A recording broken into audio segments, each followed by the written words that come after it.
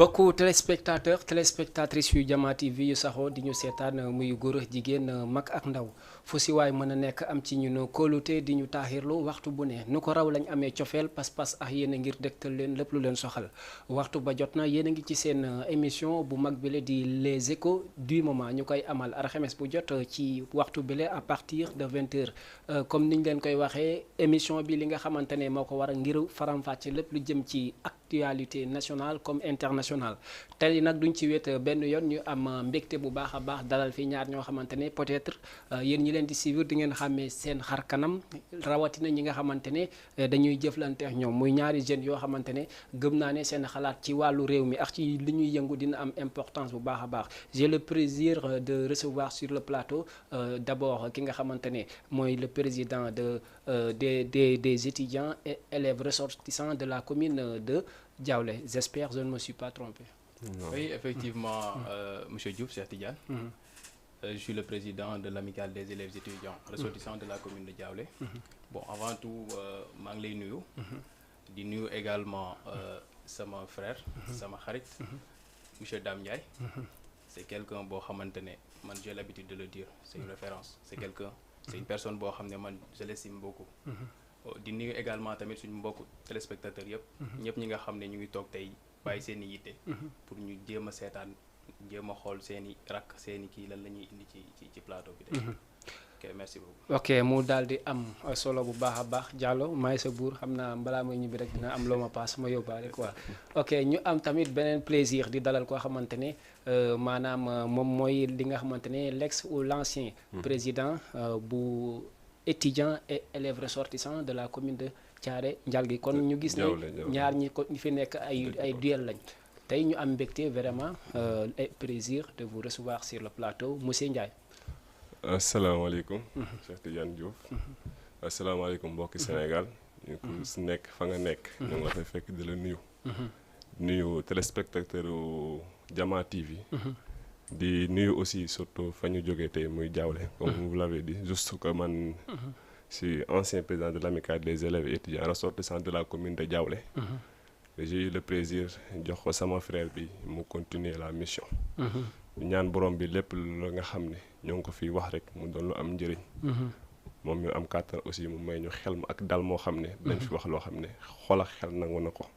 donc ñu ngi lay gërëm bu baax sa invitation bi di am kontaan. mu daal di am solo bu baax a baax mbokku téléspectateurs yi ñii di message ci suuf pour jot li nga xamante ne mooy lien bi mu ngi ñëw ci kanam ak kanam laataa ñuy def quelques instants rek dinañ leen ko dugalal mais tey di wax ni émission bi képp koo xamante ne yaa ngi ci Twitter Instagram li nga xamante ne mooy YouTube ak Facebook mën nga ko suivre mais aussi ñu nekkee ci côté Dakar Plateau muy Médina UCAD nekk Parcelles Assainies nga nekk Yoff wala nga nekk Ngor mën nga suivre sans nga am connexion wala mën nga ko suivre ci télévision bi tey dañuy am njëkkee doore comme ni ñuy wax ci ancienneté bi la ñuy topp moo tax dañuy adresser suñu première question ki nga xamante ne moom mooy Dame Ndiaye di doomu Diaoulé doon koo xamante ne ab jeune la foofu tamit je ne dirais pas revendicateur ou activiste mais peut-être am na fa taxawaay tey sama première question dam lay laaj comme ni nga xamante ne moom nga nekkee woon ancien président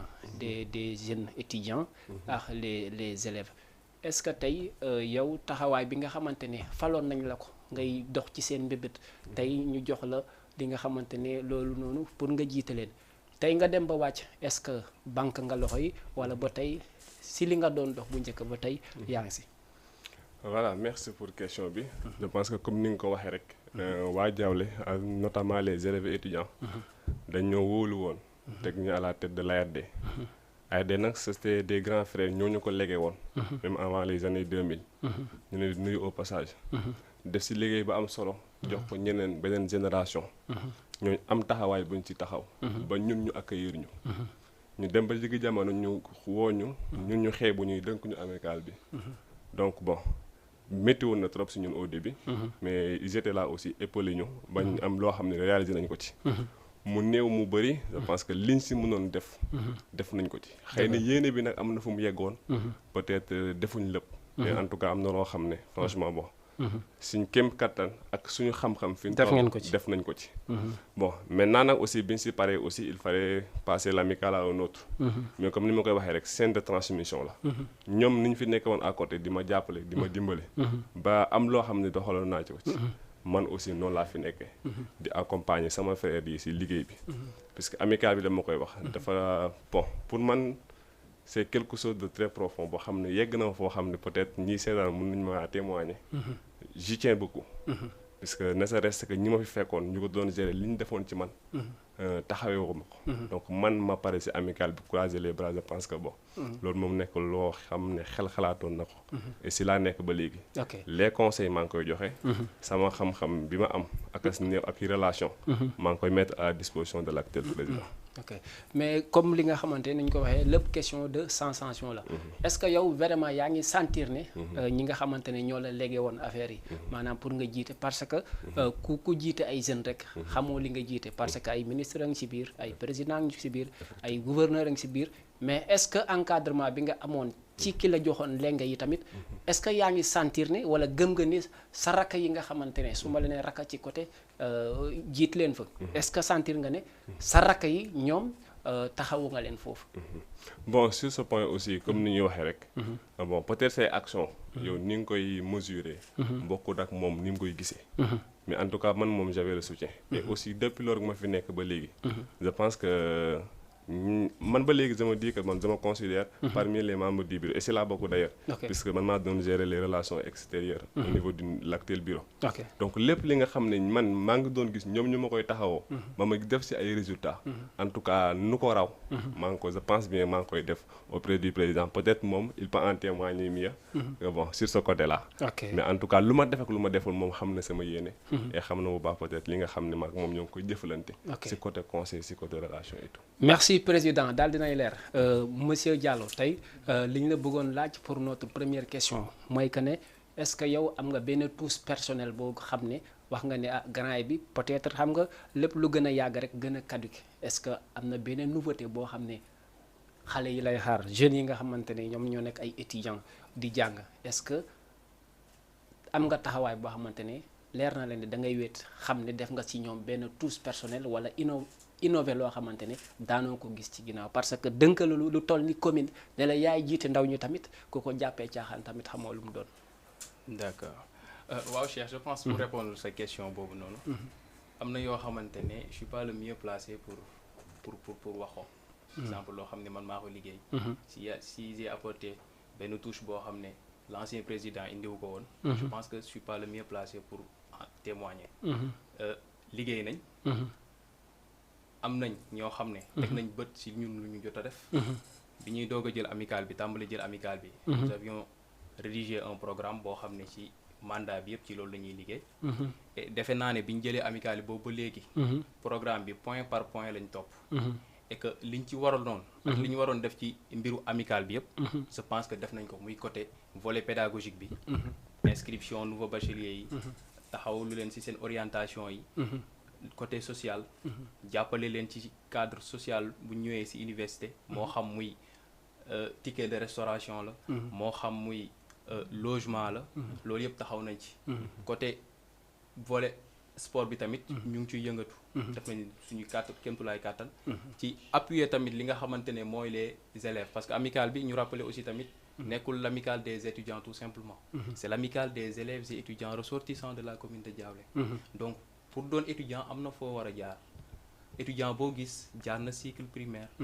moyen secondaire pour doon étudiant donc ñun foo côté boobu tamit ñu ngi def suñu jéego di def suñu kéemtalaay kàttan di jàppale jéem a jàppale suñu rakk yi ba ñoom ñu mën a topp tànk yu ñun ñu topp ba egsi fii nii tey ok voilà mu daal di am solo mais tey peut-être yow laay gën a teg pression bu ñu duggee ci cadre boobu parce que kii jox na la ay lengam mais peut-être bu ñu duggee ci beneen domaine tamit moom tamit dina ko yëg ci samay question ak question bañ ko may dara parce que li tax ñu wóolu leen fii peut-être c'est faire des exclusivités tey man leer na ma ne mun naa la compter juróomi nouveau bachelier yoo xamante ne mënuñu ibbi sax compte mail loolu noonu ñu toll ci 2022 ak ñoo xamante ne boo leen ne adresse email wala boo leen ne mot de passe xamuñu ci dara léegi dans ce cas yan disposition nga jël parce que ñoom dañ la jiital yan disposition nga jël wala est-ce que mu ngi ci sa xel pour mën a taxaw xale yooyu parce que tey seen réussite yow ci sa maanaam di fee nga diriger leen mun nga leen guider ci seen réussite mais mun nga leen tamit lajjaloo ci seen wàllu njàng tamit. bon Cheikh pour mën naa jàpp ne. jamono ji ñu toll. ak foofu technologie bu toll.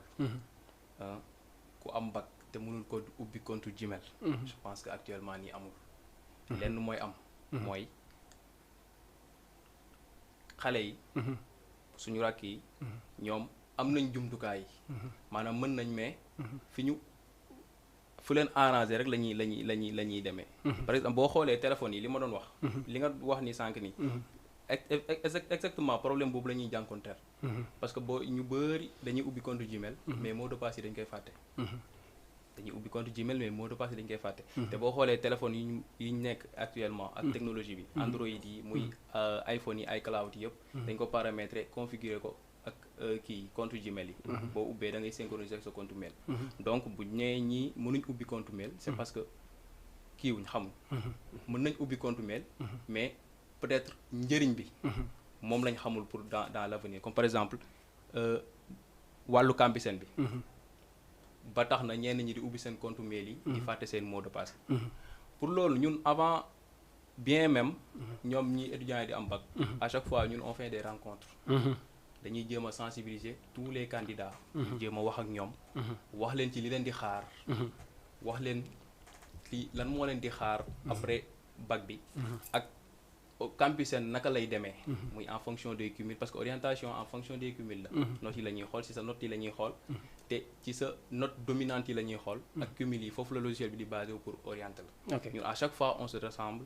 pour tegal nouveau bachelier yi li nga xamante ne moom moo nekk fii nii. ok voilà. une dernière question laataa ma dem ci Ndiaye tey maanaam dernière question bi mu la laaj maanaam ne la y a des élèves yoo xamante ne boo leen nee mail ibil ma ko léegi nga rey leen maanaam moo leen gënal parce que duñ ko mën.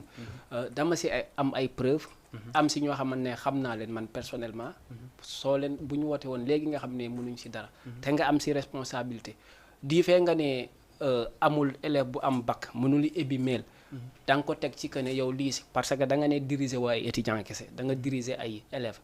est-ce que da nga bàyyi sa dëkk lycée bu ñuy former ay maanaam si technologie wala muy CM Diaoulé est-ce que yow da nga rassurer que ne ñoom dañ leen assurer loolu. ou pas. bon lycée de Diaoulé. mën naa ne amoon na benn club TIC. doon woy TIC technologie de l'information et de la communication.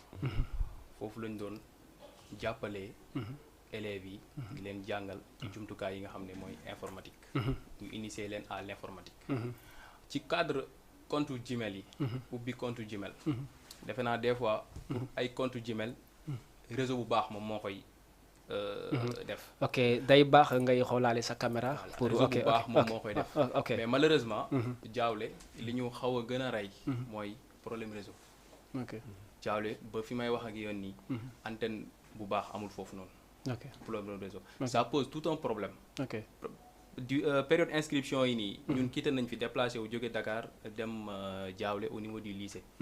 pour passer là-bas 2 jours def inscription mais mën naa ne. def nañ fa 2 jours yoo xam ne. 0 la. def nañ fa 2 jours yoo xam ne mënuñ inscrire benn nouveau bachelier. si défaut réseau rek la tegu défaut réseau. ok défaut réseau. dara jàllul. ok pour te dire que foofu noonu dafa am benn bloc. un frein. loolu daf ñoo gàllankoor ci lu bëri. ok mu daal di am solo bu baax mbokku téléspectateurs yi xam naa bu ñu demee ba si ndar keppal émission bi maanaam deuxième partie bi dinañ leen mën a may maanaam ngeen mën a woote xam naa nag président am na ñu koy laaj pour mu tasal leen affaire ñu gën a seetaan c'est des alertes mais aussi c'est disponible sur votre contact quoi léegi dañuy am mbégte tey pour laaj la benn question boo xam ne ça nous semble important tey commune Diaoulé est-ce que gisoo ni souvent maanaam comme la même question pareil parce que ay nit peut-être ñoo lay wax ne ah ñun de dañoo bëgg a dugg ci inscription tel comme Campusen ibbi na nga ne leen mën naa la ko defaral mais il faut nga ibbi mail ñu ne la lan mooy mail dans ce cas est-ce que newul ne souvent comme ni ko président waxee ñoom buñ diriger Diaolé rek dañuy focaliser wu ne que ne mentalité bi ki dëkk biir Diaolé ni mu concentré wu ci technologie peut-être lépp ay may la am na keneen ku nekk dans un village très reculé te mënu ko tamit loolu tamit est-ce que ça n'arrive pas souvent? Oui, effectivement, comme vous l'avez dit, bon, je vais confirmer exactement vos dires. C'est-à-dire jusqu'à présent, en 2022, il y a bel et bien des étudiants qui ont dañ lay woo ne la inscription campus laa bëgg a def nga ne ko est-ce que am nga compte Gmail bon ils ne savent même pas lan mooy compte mail mais bon comme ni mu ko waxee ñun en tant que structure duñ focaliser wu trop si li étudiant bi mën ak lii mënul on prend toujours les devants et lorsque j'étais président et avant même am na ñu fi nekkoon doon jàppale étudiants yi si inscription campusaine à savoir nos grands frères mais il le faisait à distance dañ la doon woo ne la bon loo bëgg a def ñu defal la ko man lorsque je suis venu man je me suis dit attends la inscription campusaine c'est une chose boo xam ne c'est très sérieux donc très sérieux autant pour moi donc dañ ko war a teg si loo xam ne étudiant bi moom mooy ñëw ne lii laa bëgg pour demee lu si munte xew yow nga dégager ses responsabilités. Vous savez, bon, le problème du réseau au niveau de Diaolé, mais j'avais pris quand même l'initiative, mon inscription campus, désormais ça se fera plus en ligne, c'est-à-dire à distance. Et déjà, moi, nous, en tant que structure, nous expliquer ko procédure yi nan ak nan la fay demee lan ak lan moo lay xaar ak nan ak nan lañ koy defee yow nga jox ñu suñu choix ñu defal la ko première édition bi on l'avait fait à la mairie de Diaolé bon par suite comme ni mu ko waxee réseau bi doxul bon vu que la situation était là présente il fallait chercher une solution c'est là jëloon ma ne on se déplace chez moi en personne yóbbu ay 16 bon puisque là-bas c'est un peu excentré après ñu amoon nañu réseau pour inscrire les bacheliers à l'espace de 2 jours on avait inscrit plus de 20 étudiants et le deuxième jour après ñu ñëw aussi faire la même chose inscrire ces étudiants là l'année suivante aussi après dem nañ aussi faire la même chose c'est-à-dire woowaat les étudiants au niveau de Diaolé ñu ñëw cette fois-ci au niveau du lycée proviseur qu'on savait au passage mettre les dispositions jox ñu son wifi jàppale ñu si aussi bañ inscrire encore les nouveaux bacheliers au niveau de Diaolé donc là ce sont des choses yoo xam ne ñun xam nañ ne peut-être il y a toujours des jeunes qui ne sont pas du tout branchés par rapport à l'informatique donc dañ leen di jàppale di organiser des séances yoo xam ne ak ko mun di nekk boo xamul boo ñëwee ñun ñu jàppale la fekk fa commission boo xam ne dina la inscrit et cette année-ci même le président encore l'a encore fait récemment rek demoon nañ Diaolé ça avait pas marché mais fekk naa leen barki démb rek si chambre am ñu toog prendre le temps plus d'une quarantaine de nouveaux bacheliers jël seen référence woo leen inscrire leen ba lépp mot donc li may wax aussi côté boobu mooy j'appelle mes frères et sœurs on est en 2022 bientôt 2023 le monde maintenant c'est l'informatique temps bi ñuy jël peut-être di ko passer ci leneen Facebook à travers WhatsApp soo jëlee sa temps même YouTube nga dem fa comment créer un compte mail comment faire l'inscription sur Campusen je pense que vous aurez des explications très claires ba nga xam ne am na au moins benn pas boo xam ne di nga ko mën a def ba boo ñëwee au niveau de l'amicale ñu continuer la ci néanmoins ku ko mënul aussi chaque année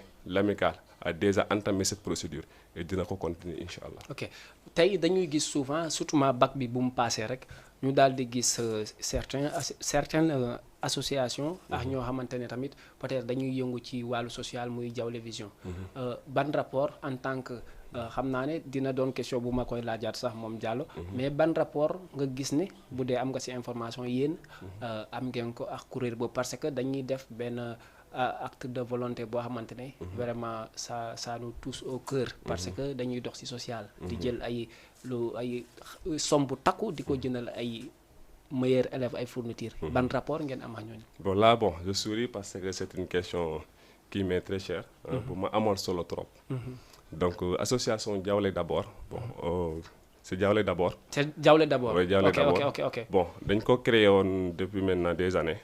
À sa tête monsieur Mamadou Ndong Touré, que je salue au passage. Avec l'ensemble aussi des membres de l'association. Muy doon association man comme j'ai tendance à le dire dama naan man mooy sama mairie. Puisque il fait pas mal de choses yoo nga xam ne au niveau de Diaolé franchement on l'apprécie bien. Hormis les actions bi muy def au niveau de Diaolé ak centre ak yeneen domaines ñun amicale bi je pense mën naa ne suñu ki ñuy financé si lu ëpp suñu activité c'est Diaolé d'abord parce que je rappelle la première fois que amicale bi am un logement c'était par le biais de Diaolé d'abord tous les moyens yi nga xam ne ñun soxla woon nañ ko ñoom ñoo ñu ko defaloon ok puisque ña fa nekk tey ñoom ñoo nekkoon ci amicale bi yor ko. donc ñoom xam nañ bu baax a baax lan mooy difficulté étudiant. ok continue nañ aussi bi ñu créé association boobu noonu. nekk derrière les étudiants. di leen épauler et jusqu'à présent cette année-ci aussi. le président dina ci avancer un tout petit pas. li nga xam ne ñoom soxla woon nañ ko wax leen ko.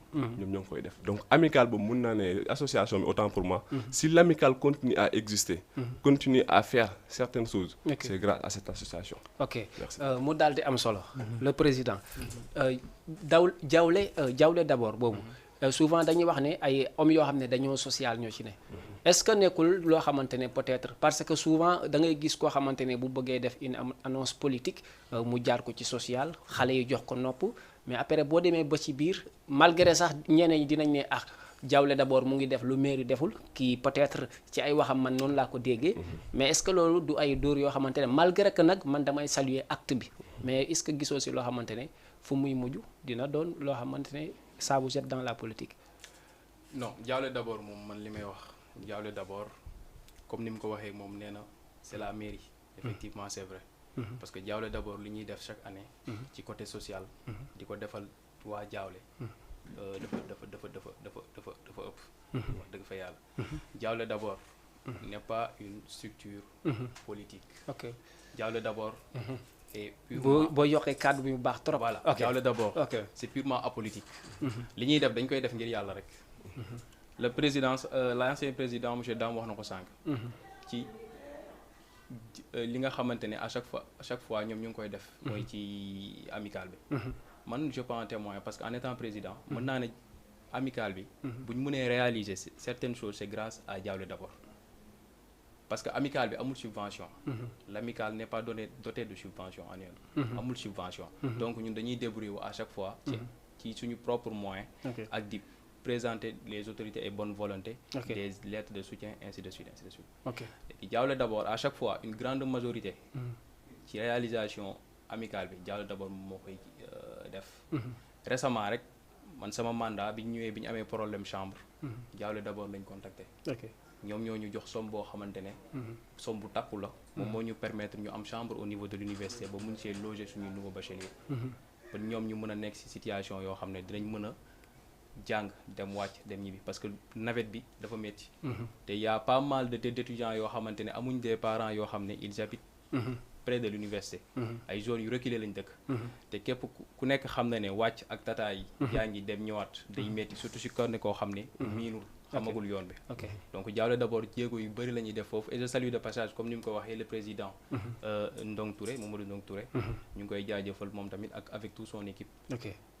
waaw mu baax foofu daf may permettre ma mu bëgg la laaj benn question boo xamante ne dina toucher profondément li nga xamante ne mooy seen municipal.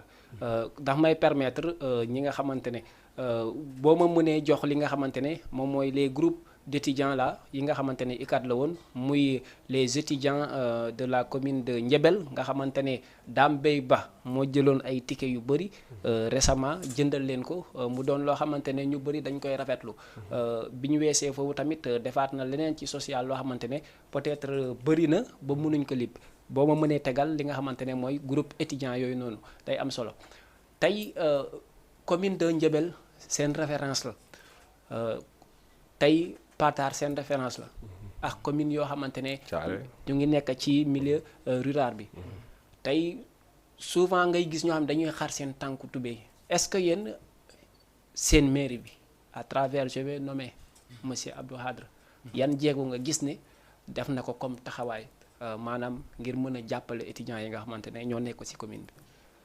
bon loolu moom pour wax ko day doon loo xamante ne du doon lu jafe wax quoi. te nag sans raay quoi maam bu defee bu defee nga ne def na bu deful nga ne ñu deful quoi. non man li ma gis bokk loo xamante ne mairie bi defal nañ ko amicale bi mooy 48 heures organiser 48 heures ñu bind leen demande de soutien là ils nous ont remis une somme de 100 000 francs loolu man du ma ko weeti mais à part loolu man gisuma loo xam ne recevoir naa ko de la part de la mairie loo xamante ne pour luy jàppale étudiants yi la. Nous avons fait des démarches parce que bureau bi depuis bi ñu ko falee suñ premier acte bi ñu njëkk a def mooy essayer de parler avec la mairie. Ok. Avec les membres de la mairie, à savoir le maire, son adjoint, ainsi de suite. Nous avons fait des démarches, moom nekk fa woon, mais il nous a mis en contact avec son adjoint. léegi adjoint bi lañ dem toogal wax ak moom. tegal ko suñu programme. wax ak moom. wax ko ne lii ak lii ak lii ak lii lañ soxla. mais mairie bi lépp lu mu lay wax jusqu'à présent daf lay naan que la mairie n'a pas assez de fonds. pour subventionner les étudiants. ok à chaque fois loolu la lay wax. ok ñu ngi def des démarches yi def tout. yaa na même des fois ñu jéem a appel à la riposte. ainsi de suite. ok mais xam nga l'amicale jusqu'à présent. comme ni ma koy waxee rek. c'est pas une amicale qui est reconnue. juridiquement quoi. comment pourquoi pas. boobu ba léegi. papiers yi ñu ngi ci topp di def ay jéego pour mën a am papiers yi. ok mais jusque là mënaguñ am papiers yi. ok mais aussi est-ce que moom tamit il doit se baser sur des ça c'est une législation wala c'est informel ou c'est formel pour mën leen jàppale tamit parce que tamit loolu daf may yóbbu sax ci une question Benno Bokk Yaakaaram lan la kon est-ce que da nga may préciser que ne amul njëriñ parce que mënuma gis nga bokk fi nga xamante ne bu doon sax dañ ne diw c'est un opposant di am difficulté pour yor commune am comme ni ko maire yëpp di waxee comme àndumaax le président du ma mën a doxalee comme samay morom tey bannière bi mu bokk est-ce que waru ko woon permettre mu taxaw leen. bon man je dis comme j'ai l'habitude de le dire. jàppale étudiant. même su fekk waroo ko basé ci ay. papier wala ñàkk papier. man c'est ça que je dis. mais yow tamit looy xool di gouverner lu amul papier. bon processus la. wala da nga ko fi fekk. dama ko fi fekk peut-être après l'ancien président il vous en dira davantage mais maa ngi ci yoon. maa ngi def ay jéego pour ñu mën a am papier yooyu noonu. mais comme si pour revenir sa question tout à l'heure mairie.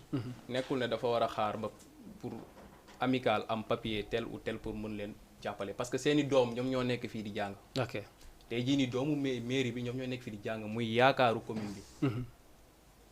yaakaaru commune de Diaoulé ñoom ñoo nekk fii di jàng ñi nga xam ne ñoom ñoo war a jiite ëllëg.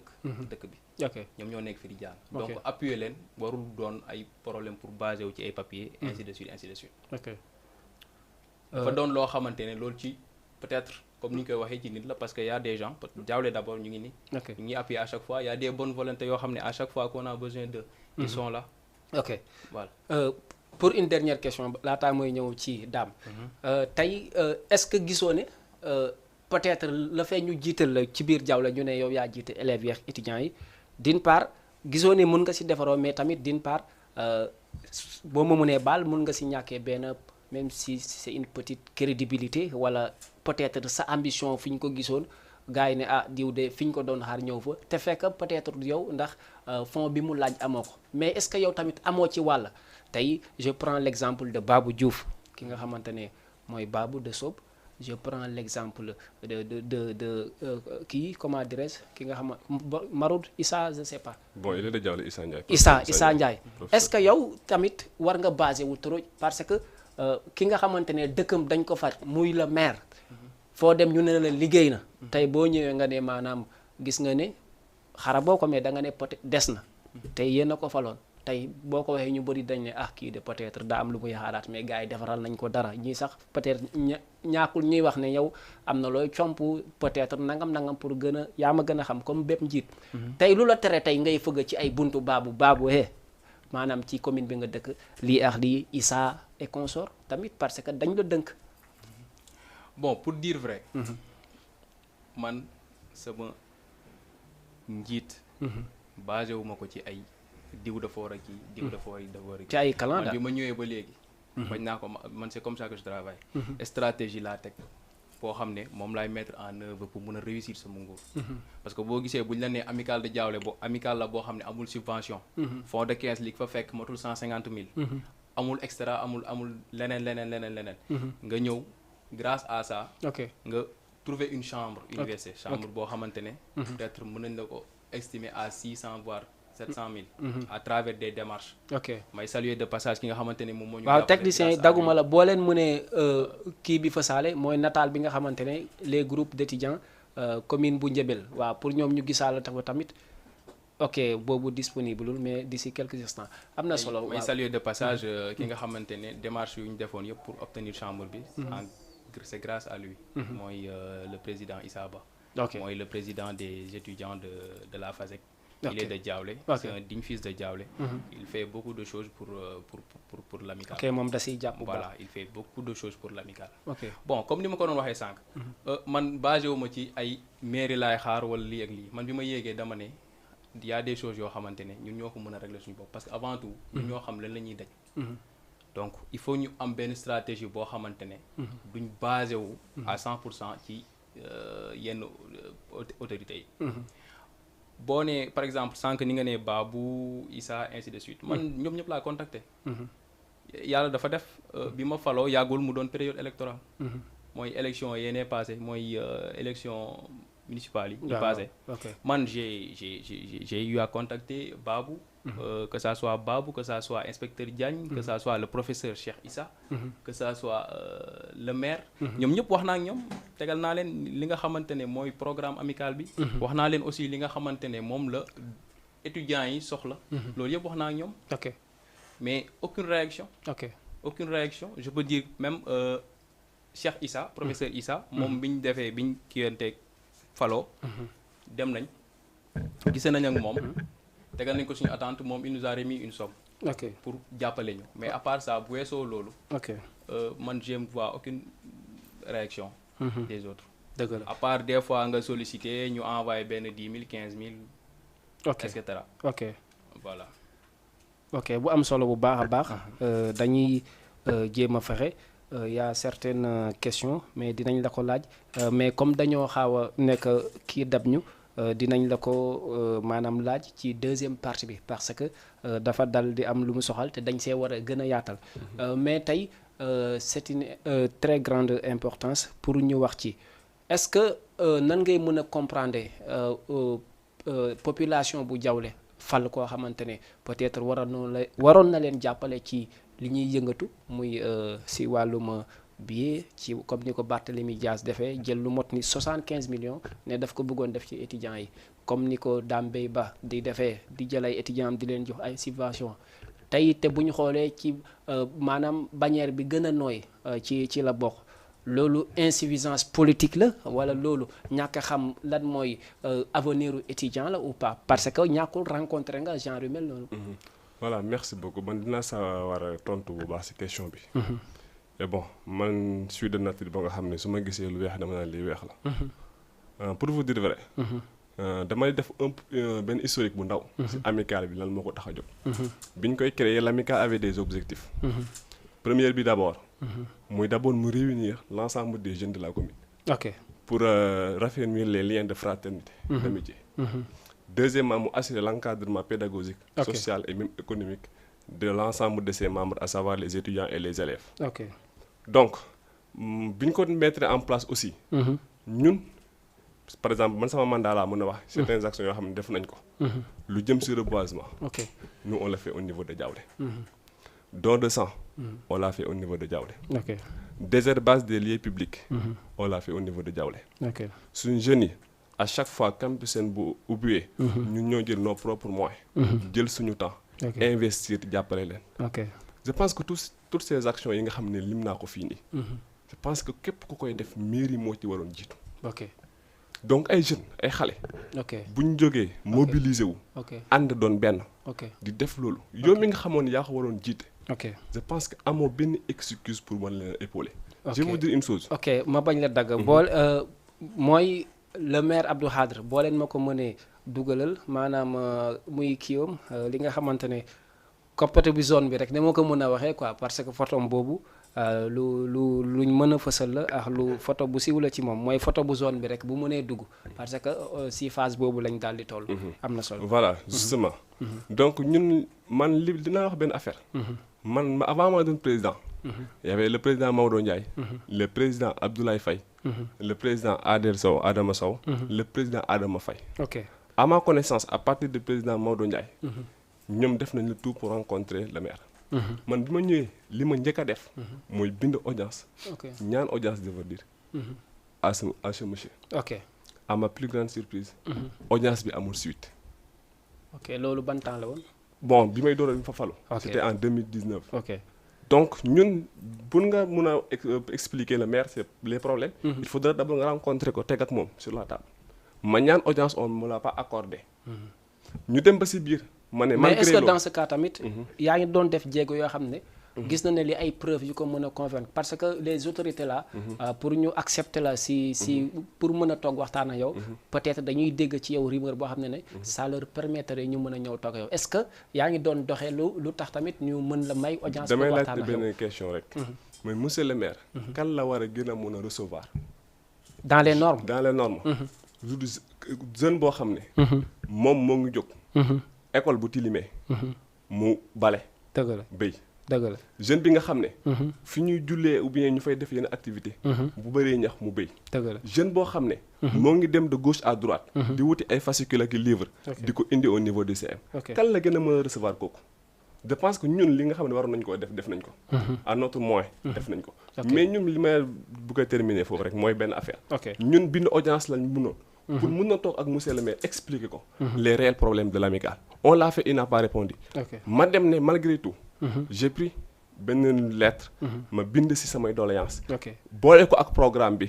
déposé ko au niveau de la mairie. ñaanal benn audience. ça a été fait. bon finalement lañ ñu boole avec l'adjoint au maire. ñu wax ak moom. bon mu promettre ñu pas mal de choses. mais dinaa la wax benn aveu tey. président Adama Faye bi mu nekkee président. il n'a reçu que 100 000 francs venant du maire. man bi ma ñëwee. j'ai fait tous les démarches. côté logement côté leneen ak leneen def naa les démarches. bon ça n'avait pas abouti. mun naa ne dem nañ ba ñun dañoo organiser noo 48 ñoo jox 100 000 francs. à Saly ñoo ngi ko si gërëm. mais je vais vous dire une chose. à côté. ñun suñuy étudiant bi ma nekkee président. c'est l'amicale de Mbellacka Diaw l'amicale de Thiaré qui les logé ñu leen di saluer au passage. ñu dem ba si biir récemment l'année dernière l'amicale de Thiaré a reçu une subvention de 1 million. Ils vont toujours nous dire que l'amicale n'a pas de reconnaissance juridique mais ñun. man je vais vous dire une chose. man sama rakk nekkul étudiant. man sama bopp. bénéficier tuma lieu amical bi. donc bu ñuy sonn c'est pour nos frères et sœurs. donc moom bien vrai que l'amicale n'a pas de reconnaissance juridique je vais vous donner une précision. comme il l'a dit. ñun bi ñu ñëwee suñu démarche lañ fi fekk. muy def nañ tout les démarches nécessaires pour am reconnaissance juridique. Adama Faye moo ko commencé woon. man bi ma ñëwee paas naa sama xaalis dem ba Fatick. def une demande. ñu ne ma lii nga ci yeggale ma yeggali ko. monsieur Mbar Koli Faye que je remercie au passage jëlee na ma Diawle yóbbu ma Fatick. ñu def beneen démarche. bañ def enquête de moralité. ñu ne maintenant si loxo. administration la des. ñun donc je pense que fa mënatu ci avancer. mais li may wax rek. c'est une question de morale. ñun on est des jeunes. wutuñ dara ci amicale bi. jàppale suñuy rak. ak suñuy sœur moo ñu tax a jóg. parce que en tant que monsieur le maire. am na responsabilité boo xam ne war na ko si ñun. mais aussi tamit pour bañ la dagg. parce que léegi ñu génn dugg ci deuxième partie bi. li xew exactement tamit. la ñenn ñi bëggoon xam parce que ñi ci seen commentaire. xam naa ne gars yi ñu ngi leen di suivre. Mamadou Touré nee na le peuple. ñoom ñëpp ñu ngi leen di seetaan kontaan nañ ci yéen. Mamadou Touré. l'autre Mbacké Diouf je sais pas. waaw nee na li ngeen di wax dafa leer. am na solo bu baax ñu ngi gis seen commentaire am na certaines questions yoo xamante ne ñu ngi ci biir dinañ ko gën a lire après mun ko demander comme question. mais li ma lay laaj ci côté seen mairie bi. lan moo mën a indi seen justification parce que peut-être yéen a fi toog mais pour ñi leen di seetaan lu mën a justifier que ne maire bi. liggéeyul ci côté peut-être éducation wala moom gëstuwul njàngu xale yi nga xamante ne Dakar nu mu méttee. parce que tey à tout moment élection bu amee da ngay dégg bi pas il va perdre mais da ngay gis mu benn école bu extraordinaire day battraan yéen tamit est-ce que am ngeen conscience. ci xool ki ngeen di far balaa nga xamante ne. bëy di wees xaw ma nan lañ koy waxatee. bon du mën na ñàkk a xam la. puisque moo wax bu baax xam ne bu baax li fi nekk. il a des fils étudiants. il a des neveux étudiants. donc ñàkk a xam problème amical bi aussi je pense que defu ko. kon ni ma ko mën a qualifier nag bon je pense pas j'ai le mot. pour mën ko qualifier ainsi. mais je pense qu'il a tourné le dos à la jeunesse. boo leen ma mën a dugalee rek kiiw le maire Abdou Khadre boo leen ma mënee dugal image am parce que dafay am importance. continue. donc moom justification lay joxe benn justification. mooy la commune n'a pas de recette. La commune je veux dire n'a pas de marché, la commune n'a pas tel. Je vais rappeler une chose. Bon, ce sont des informations que j'ai reçues. Je me def aussi ay gëstu. Je vais prendre toujours l'exemple de Thiaré. la commune de Thiaré. ses recettes jógewul fenn lu dul li jóge ci état civil. Il n'a pas de fonds propres. Mais pourtant il fait pas mal de choses. Pour sa jeunesse. ñun lan lañ ñu def ou bien lan lañ ñu mérité. ba am un maire boo xam ne. malgré tous les efforts qu'on fait di ko jëmale suñu rakk moom mu tourner le dos. à ces jeunes-là. Mais je vais dire ça, chaque jour, amuñu fonds propres, amuñu moyens. Je pense que c'est pas une question de moyens. C'est juste, comment dirais-je, bañ boo xam ne moo ngi fi aussi, qu'on le dise ainsi. Puisque ñun, comme je le dis, amical bi taxuñu ay ñu jóg amical bu fait. dañ si jàppale suñu rakk di si jàppale ñeneen ak ñeneen. Donc moom moo ñu si waroon épauler. bu ko épaulé wul aussi bu ko deful. tant mieux avec sa propre conscience. Maintenant côté bi nga wax si le peuple. lan mooy si rôle am à ce que à chaque fois malgré tout moom mooy. ndax am nañ si conscience. Je pense que manque d'information ou bien inconscience venant de nos parents. suñu yaay suñu papa yi. may interpréter une fois. ñun ñi ñuy kaasal. ñun ñi ñuy jàppale. du suñuy rakk du suñuy mag. seen doom yi lañ. ñoom ñooy ñëw université. buñ amul logement. ñoom ñoo fi nekk di fanaan ci couloir yi. buñ amul logement.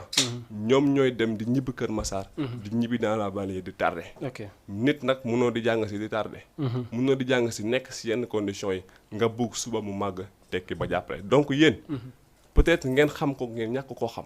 seen doom yi dund coono yi ñuy nekkee université. day am impact bu baax a baax seen njàng. ki ko mënoon faj mënoon see jàppale mooy monsieur le maire. ñun en tant que jeune. bon il va chercher une excuse comme quoi que peut-être la jeunesse topp ñu ma ànduñoo ak man. mais je vais dire une chose. moom qu'on soit avec lui ou bien ñàkk nekk ak moom. là je pense que ça doit pas être le sujet. Quand on se regroupe autour de l'amical. man peut-être am na fu ma far. mais li ngeen di expliquer nii. dama bëgg a xam d'une manière générale dafa toucher éducation kese wala peut-être wala da ngeen gis ne loo xamante ne maanaam jàngoro boo xam ne dafa law ci côté secteur yëpp la parce que man mënuma gëm. ak renouvellement yi muy am à 3 reprises si je ne me trompe pas. après mu fekk ne da ngeen nekk dans une défiance tamit. loolu tamit du neex a dégg tamit. je pense que nekkul côté éducation kese côté éducation lay wax agum rek. parce que si nga ma laajte woon. mais le problème qui se trouve au niveau de l'éducation. moo nekk feebaru Diawlé yëpp. Sur le plan de l'éducation. mooy apport bi mu fa am. c'est côté élèves yi c'est côté étudiants yi. il ne le fait pas. beneen côté mooy côté avancement commune Diawlé. je vais juste donner un exemple. commune boo jël. au niveau de la périphérie. peut-être électrification rurale bi. commune yëpp ñoo ngi siy dox ay jéego. à ma connaissance d'après mes informations toujours. commune de Thiaré Ndialgui. amoon na 12 villages électrifiés. 5 yoo ngi nekk xam ne ñoo ngi en projet sans compter les hameaux. et Diawlé je vous dis une chose. Diawlé centre kese moo am courant. à part Somnomate bi nga xam ne moom il n'est pas l'auteur. courant bu fa ñëw. donc comment vous pouvez comprendre. depuis 2009 nga nekk à la tête d'une mairie. électrification amul benn jéego boo ci dox. je pense que loolu c'est le minimum. et li nga xam ne boo waxee ñu ne Diawlé amul lii Diawlé amul je dis encore une fois. on n'a pas élu un visuel communal. bi nga xam ne toog naa ñu Diawlé amul. su nekkee c'est le cas donc on n'avait pas besoin d'avoir un maire. quand on élit un maire c'est pour moom mu jóg. par des relations. par des financements. am benn apport bu mu indi mais je peux dire Diawlé fait partie des communes les plus reculées. ki fa waroon indi solution man nag benn affaire laay indi wax. ça je ne vais pas me limiter seulement si Abdou Ndiaye. toute la classe politique de Diawlé. hormis la jeunesse. avec le professeur Issa Ndiaye. qui est de Pastef maintenant. ils sont tous du côté de l'APR. donc c'est camp présidentiel. comment on peut comprendre depuis 2009. toute la classe politique de Diawlé nekk ci benn parti ñu ne parti présidentiel. bien vrai que l'État c'est pas benn partage de gâteau. mais je pense que ni ko ñeneen ñi defee. il devait avoir au moins benn avancement. mais à quoi ça nous sert. toute cette classe politique. ñi nga xam ne ñoo ngi Diawlé bokk ci APR bokk ci Benno Bokk Yaakaar. ñun population de Diawlé. je pense que amul benn boo xam ne ay jéego la bu ñu ko mën a wax. lii ñoom seen bopp ci mouvance présidentielle. am na fa bu nekkee ñoo ngi koy wax président. ne ko ñoo ngi lay liggéeyal Diawlé. ñoo ngi lay defal Diawlé. je vous dis une chose ça n'existe pas. mu am solo bu baax a baax mbokku téléspectateurs yi peut-être dañuy def beneen tour de table laata ñooy ñëw dugal li nga xamante ne mooy générique bi ngir daal di tàmbali li nga xamante ne moom mooy deuxième phase émission bi mais ça va me permettre ci côté insécurité bi mu daal di wax sax ay jamono li nga xamante ne ay malfaiteurs duggoon nañ foofu nga xamante ne moom mooy ci commune u Diawlé ba tuuti ñu def fa ay jiyee donte sax ñenn ñi ne nañ am na ñu fa xawoon am tuuti tolof parce que ci ab borom tontine lañ daal di dem insécurité boobu tamit lan en tant que un jeune de Diaoulé depuis mu am est-ce que yaa ngi si gis ay jéego yoo xamante ne autorité politique yi ñu ngi koy def certes am na ñoo xamante ne préparé woon nañ benn ay conférence de presse ku si mel ni le maire je le salue au passage Babou Diouf mais est-ce que gis nga si benn amélioration wala benn loo xamante ne yaa ngi si déggee ne lii de amoon na mais dootu fi am. Bon, pour dire vrai, hein, pas du tout. Man gisuma ci benn amélioration. Ok. Li doon xew mooy continuer di xew jusqu'à présent. Gars yi peut-être des rumeurs mën na daw. Mais jusque là defuñ ci benn jéego. boo xam ne mën na solutionner le problème. Ok. Man je trouve que benn localité une commune bu toll ni Diaoulé dafa war a am sous-brigade. Au moins sax mu am benn sous-brigade boo xam ne dina mën a assurer la sécurité au niveau de Diaoulé. Ok. Parce que Diaoulé du dëkk bu ndaw. Diaoulé dëkk bu mag la. Ce qui s'est passé récemment à Diaoulé nekk la loo xam ne ñëpp a ko doon ñaawlu. mooy une bande de malfaiteurs boobu ñëwoon ci këru suñu benn parent foofu. Ok. Ils ont pris le temps de saccager de torturer certains membres de la famille. def lu leen neex. kenn yëngatuwul. Ok.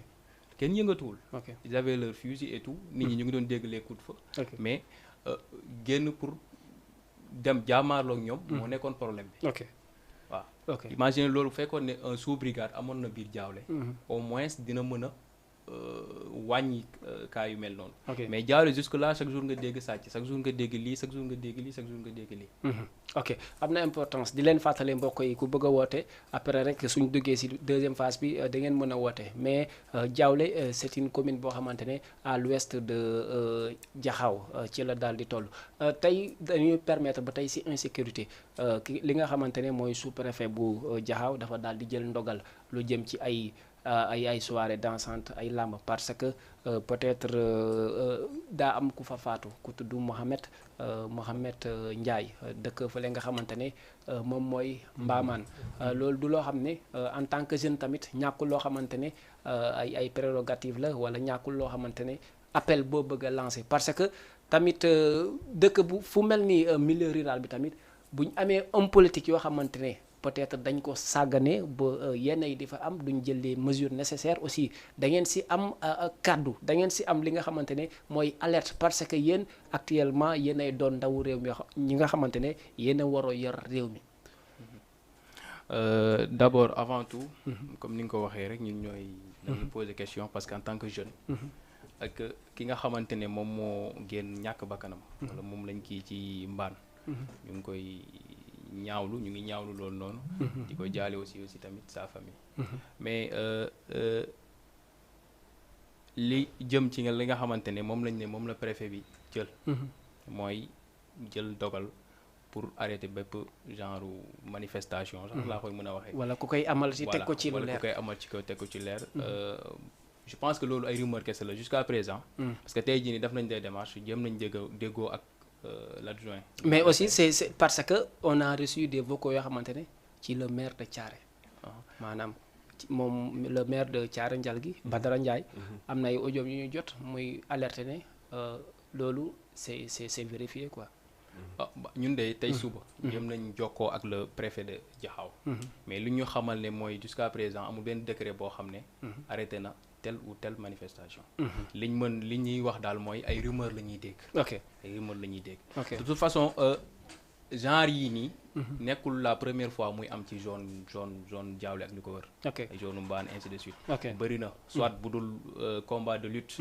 muy soirée dansante. muy football. muy et cetera et cetera et cetera. ok ñun nag jeunes yi ñun ñoo war a prendre conscience. parce qu'il y a des choses yoo xam ne c'est dépassé. pour lancer juste un appel. il y a des choses yoo xam ne c'est dépassé.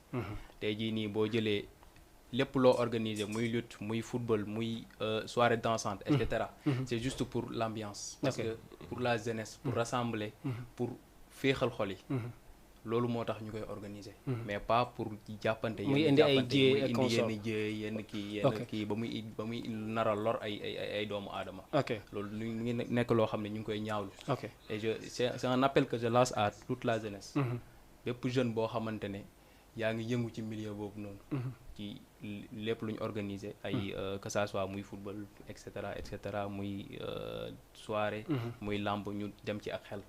ñu bañ a jël si les précautions nécessaires voilà jël suñu précaution nécessaire. jël bañ a topp suñu xol ba mu ñu mujjee jural musiba. ok Voilà. ok laataa ñuy ñëw ci deuxième partie bi dañuy laaj rek pour une toute dernière question benn question bu am importance pour askan wi am na ñuy demander des questions dañ gis ni ak Diawlé ni mu toll ak Diawlé ni mu toll ci réew mi ak Diawlé li nga xamante ne ay cadre génne nañ fa foo leen tudd neex na ñoo présenté mais dañ gis ne Diawlé commune kese moo am électrification est-ce que yéen tamit am ngeen benn solidarité bi est-ce que yéen a ngi def bañ a wax ne comme suñuy làmp tàkk na suñu yoon ci di xewul ban gis-gis nga am ci que ne centre bi kese moom moo am électrification et pourquoi pas yéen tamit ngeen def la solidarité pour permettre les autres d'avoir une électrification. Effectivement bon comme ni nga ko waxee. juste un éclaircissement. par rapport à insécurité bi xew foofu noonu. Diawlé centre am na électrification. mais je pense que amul électrification comment dirais-je éclairage public boo xam ne am na fa. am na ay temps nag bon suñu maam. mais est-ce que newul sa quartier moo amul. non bon. naa si tontu bu baax. suñu maam mu Karim Diallo yal na ko yàlla yërëm. defoon na si ay jéego yu baax. ba franchement am lu bëri loo xam ne taaloon na ko ci ay lampe mbedd au niveau de Diawlé. ñu dem ba mu dem bon après bon suivi manqué woon puisque nekkatu fi woon aussi. après la làqu. lampe yi presque la majeure partie ñu yàqu. puisque amul benn entretien amul dara. ñu dem ba si biir.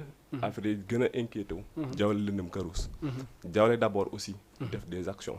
franchement taal ay lampe ba am na certaines lampes yu fa tàkk mais Diawlé boo fa demee 22h doo gis kenn si mbedd. parce que man sama ko mi ma fa dëkk su ma fay dem su ma yoroo torsu man 23h dama ñemee génn sama kër. pour lan parce que Diawlé dafa lëndëm këruus si dëkk boo xam ne ñu ne mooy centre commune bi donc Diawlé bi nga xam ne moom mooy centre commune bi. éclairage public bu fa amul. avec lépp li nga xam ne moo ngi fa. donc je pense que c'est normal ay affaire agression ak vol de bétail di fa am. donc si on régler le problème. de l'éclairage public. ba foo romb si Diawlé mu leer nañ. je pense que lenn dafa mën a wàññeeku. autre chose li nga wax mooy côté électrification des autres villages. man je ne me réclame pas Diawlé. je ne me réclame pas Filanois. je ne me réclame pas Soba. je suis de la commune de Diawlé. mais nag am na loo xam ne aussi ndimbal na si fekk loxoy boromam. man je suis de jeune de Felane je suis un jeune de Maroc. sama village amul courant. ki nga xam ne moom moo ko fa war a mun indi à travers des démarches. man maa war a njëkk kiy jóg a jóg. revendiquer loolu. taxawal peut-être des mouvements. jëybaane yoo xam ne ñun ñu mun si apporter. mais comme je l'ai dit. bon honnêtement dafa mel ni bon désolé de le dire mais la souffrance dafa neex ñi ko teg. puisque ba léegi gisuma benn ligne boo xam ne. ñoo ngi koy def des efforts. mais même côté sanction. ñu teg ko maire. won ko ne ah franchement ñun li ñuy dundaloo. neexuñu. mais côté boobu aussi. man je le dis buñ la dénkee. ñun en 2009 dañ koo dénk. ñu demaat élection ñu dénkaat ko. dénkaat ko ñetti yoon. donc ñun je pense que lépp luy pouvoir. de décider à notre place. de prendre des décisions. ñun jàppale loolu lañ ko mënoon jàppale. ma mën a taxaw revendiquer wu. ni sama commune man maa fa lii. man maa fa am majorité. ça va me permettre ma la. donc ñun li nga xam ne mu nekkoon suñu devoir. dama ne ñun. parce que c'est la majorité ñoom ñoo koy fal. donc suñ ko dénkee. on lui donne tous les pouvoirs. pour moom mu doxal. donc loolu. warut a xaar un jeune de Maroc un jeune de Felane de Ndagane ou bien de Sob. se révolte. pour am courant pour moom mën ko faa def. il doit en être conscient. ne lii sama liggéey la. dama ko war a def. dañuy dem ci deuxième kii bi daa benn question de dualité bu ma bëgg a poser leen Abdou Khadre peut-être am na ay insuffisance tey boo gisoon loo xamante ne c'était bonnes actions mu koy def. tey ndur nga ma loo xam ne nangu ko ci moom parce que léppam tamit mënul bon. bon li comme ni nga ko waxee. peut-être man xëy na mun naa si ñàkk a gis sama bopp. un autre mais mën na gis boppam si. en tout cas. non loolu moom du ma ko dégg sinon je vais arrêter l'émission quoi pour ñu ne Abdou Khadre amul ay pas yoo xam ne def na ko ci Diawlé parce que tamit politique am au moins am na loo xam ne dina si laj mais nag ñàkkul loo xam ne da ngay toog donte doo ko wax. maanaam di nga xam ne lii wax dëgg neex yàlla. moom def na ko si. je vais vous dire une chose moom li muy ndamoo. CM Diawlé defar naa fa ñaari classe. waaw kon wax ma ne CM bi rek. yow cité ma ko da nga ma ko bëgg a cité indirectement rek. da nga may dégg mais il faut ma citer ça directement. dama lay wax moom d'abord li muy wax après ma wax la sama vision. dana naan. Diat Mouri fexe naa ba am case de santé. kon def na fa école def na fa case de santé. non def fa muy école deux dafa ne def naa fa 2 salles de classe. au niveau du waaw 2 salles de classe waaw. dana naan fexe naa ba poste santé am Maroc mais je vais vous dire une chose. muy 3 je vais vous dire une chose. il y a de ces actions. ou bien de ces réalisations. ce sont des comment dirais initiatives de l'État bien vrai que si ay loxoom lañ koy jaarale mais les démarches ak li nga xam ne fexe na ba mu am fa moom il peut ne pas en être la cause bon même si que da koy ndamoo nag si pouvoir am nekk on lui accorde ça laa di gis naa moom muy taxaw mais léegi pourquoi mënoo ma wax ne Abdou Khadre lii ak lii la fa def mais yow ni nga posé question bi ñu lay seetaan dañuy jàpp ne pour ngeen baal ma c'est des démentis quoi mais est-ce que mënoo ma wax ne Abdou Khadre gis naa ne wax dëgg na yàlla Diawlé lii la fa def ak lii pas des démentis ok pas des démentis léegi moom lan la def Diawlé nga teg si sa bët moom moo naan Diawlé li ma fa def yow personnellement yow li nga si gis lu mu fa def en tout cas day dem si dëj day dem si ngénte yi nga baal gars yi nee nañ social lay gagné gars yi quoi kon moom c'est un homme social koo xamante ne am na lu mu def Marud am na lu mu def ñaari salle de classe ak poste de santé kon loolu c'est des avancements pour lui waaw d'accord côté boobu noonu muy ay salle de classe ay comment carte de santé je pense que un maire bu ñu la dénkee depuis 2009 ba 2022 13 ans 13 ans ok je ne sais pas plus nga taxaw di ndamoo lu dul carte de santé moo def Diatmouri 2 salles de classe yi ma def au lycée de Diawlé je pense que c'est désolant en toute honnêteté on l'attend ailleurs je veux dire autre chose muy côté jeunesse ak lépp ñoo ko ciy xaar mais je veux dire même côté sport ba Diawlé nekkee Diawlé ba léegi moom mu nekk à la tête de la mairie ba léegi coupe du maire moo su fa am est-ce que yéen a ngi koy solliciter xam nga coupe du maire loo xam ne du exigence peut-être yéen a koy bëgg a jël pour exiger ko le maire effectivement je veux dire une chose un maire n'est pas c'est pas seulement li nga xam ne mooy exigence sa côté nga war a remplir y a des choses comme je dis morales mais ailleurs on le fait mais yow mos nga dox ay jéego d'accord mos nga dox ay jéego nga ne ko maire la ma bëgg a ñu waxtaan mooy lan dama bëgg nga organiser coupe du maire man dénkuñ ma zone waaw mais citoyen nga tamit te Diawlé nga def citoyen la man en tant que président amical su ma mënut a gis président maire si audience je pense que nekkul man citoyen ordinaire maa koy gis bon y a des choses yoo nga xam ne mooy loolu j'ai dit une chose am na structure bu ñu dénk côté sport muy la zone 18 de Diawlé man damaa jàpp ne kañ ko jiite moo ngi def les démarches et même bu nekkul coupe maire mais chaque année mais day am subvention bu jëm côté sport et culture mais même monsieur le maire bu deful coupe maire cette somme là ça devrait nous permettre à ce que la zone 18 de Diawlé organiser benn coupe zonale bu réglementaire di fa subventionné ASC yi ku gagné coupe bi nga am si dara mais je vais vous dire une chose chaque année waaw beneen bi maa ngi ñëw dencal ma ko léegi moo ñëw laataa ñuy dem deuxième partie tey ban jéego nga gis ne loo xam ne da nga koy apprécier ci Abdou Khadre comme ni mu koy waxee nit mënul ñëw gouverner lépp nekk ci loo xam ne à la gasi la ñuy wax. bon comme on a l'habitude de le dire souvent nit moom. lépp mënul bon. ça je le dis. nit lépp léegi noo leen mën a dëkkee Diawlé yéen ñaar kii ne peut-être da ngay gis ne moom ay réalisation maa ngi ñëw Abdou Khadre c'est minime yow après yow. non maa ngi ñëw xam naa fi ngay ñëw tamit. maa ngi ñëw chacun ak sa propre vision. ok moom wax na ko sànq nit mënul bon. mais est-ce que newul ci li nga nekk tamit dafa la tënk maanaam la fee nga boo nekkoon koo xam ne dirigé wul dara. di nga am même conviction yi sañ ko wax. mais est-ce que newul da ngay bañ a wax après maanaam. non affaire bi li nga jiite am nu mu demee. non je m'exprime librement. fi mu ne nii man xooluma loo xamante ne. parce que kenn waxu fi lu grave au fait. waxuñ fi lu grave loo xamante ne mën na freiner wala nii. comme li ma ko waxee nit nekkul lépp bon moom ni mu ko waxee sànq. c'est quelqu'un de social. d'après les villageois. man loolu laa xam. d'après vous. d'après les villageois c'est parce que man mosuñu jëflante yi. waaw d'après vous li nga gis muy def. d'après vous sans compter d'autres quoi. bon waaw bu gars yi xewlee man maa ngi gis mu ñëw ainsi de suite. loolu daal man maa ngi koy gis. c'est quelqu'un de social man cadre boobu noonu. si nga ko xamal. bon ci laa xamale. mais quant à ay réalisations ainsi de suite. gis nga par exemple. comme kii ni mu waxee nii sànq. ay tabax naa classe bi def naa case de santé def naa nangam. man dara apporté lu ma tey jii nii ma toog en tant que président de l'amicale. may ndamoo doonu ticket. wala may ndamoo chambre wala nanga parce que sama liggéey la man maa ko war a def te je pense que nit ki poste bu ñu ko jox sa ndam mooy nga jóge fa nit ñi naw la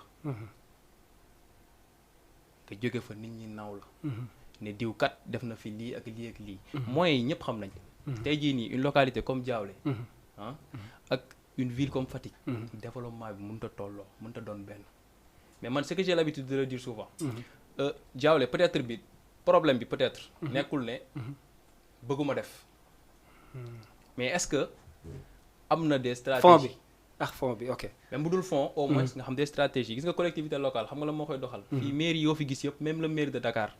day bind il écrit. nit mairie dañ koy liggéey à travers des partenariats. nga wut des partenaires. mais munoo yor mairie à chaque fois bu ñu la waxee nga ne ci fonds état bi nga doon xaar fonds état fonds état. wala nga kal ko ci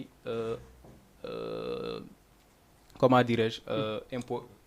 recette impôt yooyu noonu. man j'ai dû moom man chance bi mu am. peut-être moom amu ko parce que moom des fois kii woonte wuñu woon. mais man j'ai eu à mës naa ko am au téléphone te aussi tamit am naa chance taxaw mu wax ak moom.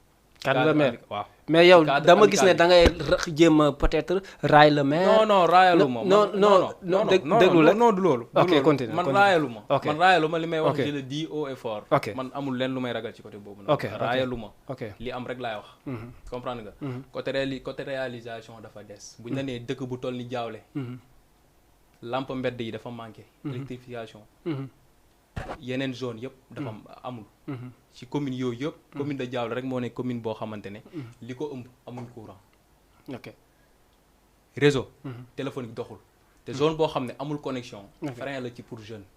ok dëkk bi du dëkk boo xamante ne baax na ci ñun jeunes intellectuels yi nii.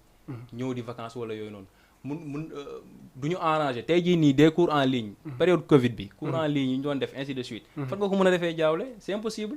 ok tu es obligé de te déplacer nga dem Mbella Kadiaw. Fatick li ngay wax neex na ma trop mais tey moom dafa wax social nga social ngeen ne social te souvent boo laajee nit le maire lan la fa def day naan social mais tey bu bàyyee social taal lamp yëpp après mag ñi ak njaboot yi ak kilifa yi parents yi nan la ñuy def parce que social tamit si milieu rural bi tamit dafa am importance. gis nga may jën nit chaque jour. nga jàngal ko nu ñuy nappee moo gën. ah bon. c'est une chose boo xamante man je pense que loolu c'est une stratégie la boo xamante ne. gis nga ñi sekk APR. ñu bëri. noonu la ñuy demalee. ok même avec Macky Sall c'est ça le problème au fait. ok créer des emplois yoo xamante ne. jox 60 nangam 1000 fii nii. te alors que am na yu des am na yenn secteurs yoo xamante ne moo gën a ëpp importance. muy cadre éducation. muy cadre santé. ok ainsi de suite yoo xamante ne moom lañ gën a war a mën a kiiwal que ngay ñekki di jox ay nit 5000 10 000 5000 10 000. ok am na solo bu baax nañ dem ci deuxième partie bi bu ñu dugalee générique bi ñu daal di dugg ci question deuxième partie bi jëm ci wàllum convocation Ousmane Sonko ak li nga xamante ne moom mooy présidentielle Brésil li fa jot a xam nañ dem deuxième partie ñëwaat.